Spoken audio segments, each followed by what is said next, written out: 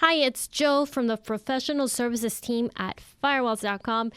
In a previous video, we created an interface with a static IP in its custom zone. Today, we will create a VLAN. So let's get started. This lab is a TC670 OS7. So to get started, we're going to go to Network on the top, Interfaces, and here you can see my current network setup. I have X0, my LAN, X1, my WAN, X2, a separate LAN. And what I'm thinking is I'm going to put a switch on this second LAN on port 2, X2, on the firewall appliance. And then I'm also going to configure the switch to match the VLANs on here. So to get started, we are going to add an interface. This will be virtual interface, VLAN. The zone, I think I'm going to do two.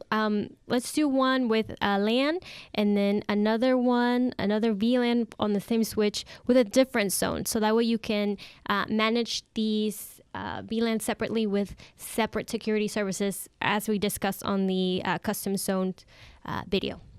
So let's do the LAN first. Let's tag it as 10. The peer interface here, you would put X2, which is where we will plug in the switch. This will be a static IP, and we are gonna assign it 10.10.2.10.1, subnet mask 24, and we'll leave everything else as is. Oh, well, except for ping. I'd like to be able to ping this for troubleshooting and management in the future. I'm not gonna need anything from advanced. There are some other things that could come in handy in the future, depending on your network. So this is just the basic setup. I'm going to hit OK. And now you'll see it, X2 VLAN 10. There it is. Let's do a second one. Same thing. Zone, I'm going to put for an office. Let's do 20 for this one. Parent interface X2, and what was it, 10.10.220.1, same thing, enable ping, hit save, hit OK, and now you have two VLANs. Perfect. Next step here would be to check the DHCP server. If you check out our playlist, you will find a DHCP server video. But for this, I'm just going to do it real quick without explaining the details. I'm going to hit Add Dynamic. Here, I'm going to pre-populate the fields. I need DHCP for my VLAN 10, and there you go. It fills everything out for you.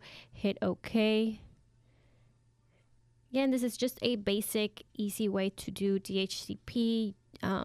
There are other fields and advanced things to check out. Not for this video though. The second VLAN, hit OK.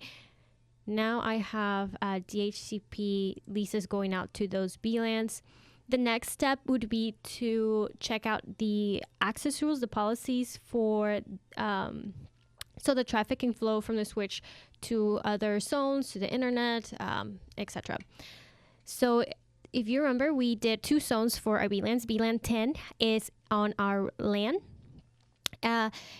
When the LAN is created, it auto-generates some default access rules.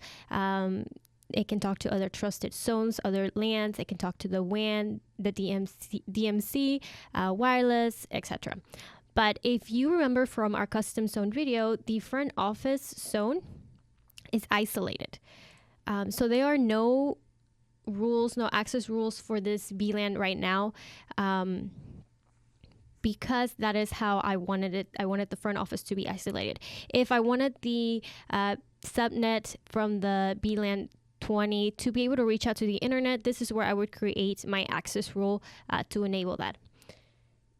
I hope that wasn't too complicated. I wanted to give you some examples and what the options are with your VLANs.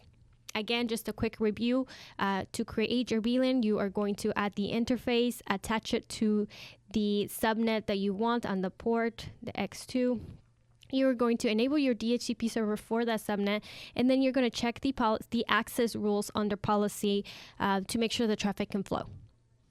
Thanks for watching. Be sure you're subscribed to our channel so you can be notified of new video releases, and come check us out at Firewalls.com, where you can find our large selection of top-rated security brands and learn more about our managed services.